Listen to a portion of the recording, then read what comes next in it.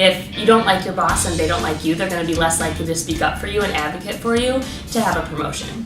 So you need to not only build a professional relationship with your boss, you also need to build a personal relationship with your boss. And we understand that there's tons of different types of bosses out there, and you kind of have to figure out how to work best with your boss and what type of boss they are and adapt accordingly. So let's look at the different types of bosses that are out there. No type of boss is perfect, right? Everyone's a work in progress. But it's important to know how to work with these different types of bosses.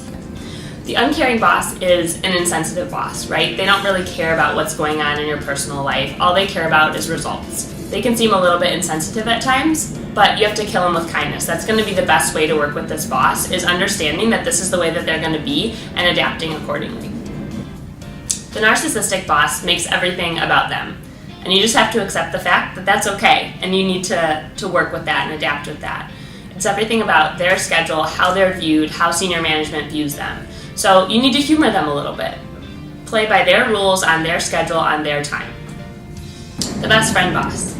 We're seeing this type of boss a little bit more regularly as people from the millennial generation rise into the ranks and they're managing their peers or people that are similar in age to them.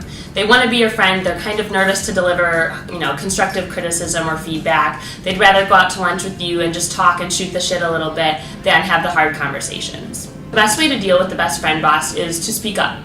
You need to have a critical boss who is giving you constructive feedback and who is willing to have those open and honest dialogues about where you can be better, because otherwise you're not going to be able to get promoted and grow in your career. So you need to have an honest conversation about what you need from them and the fact that you guys are friends, and that's okay. But I also need the feedback to grow.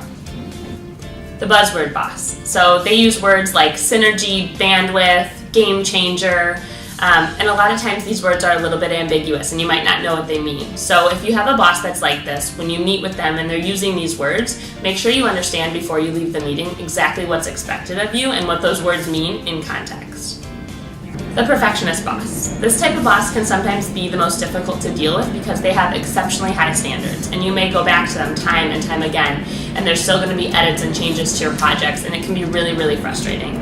You have to know this going in and prepare yourself that there may be 10 sets of changes, and that's okay, but you're going to get it to be the final product that's perfect. The other thing about dealing with the perfectionist boss is that before you give them anything to review, make sure that it's your best. That means having other people's eyeballs on it to proofread and to edit and make sure that aesthetically it looks great. That way when you go in, and hopefully there's minimal changes for your boss. So those, the uncaring, the perfectionist, the insensitive boss, those are just a few types of bosses that you may encounter and that you may have. And the biggest piece is you need to know how to deal with each type of boss and the type of boss that you have so that you can better increase your communication with them so that you increase your chances of earning a promotion.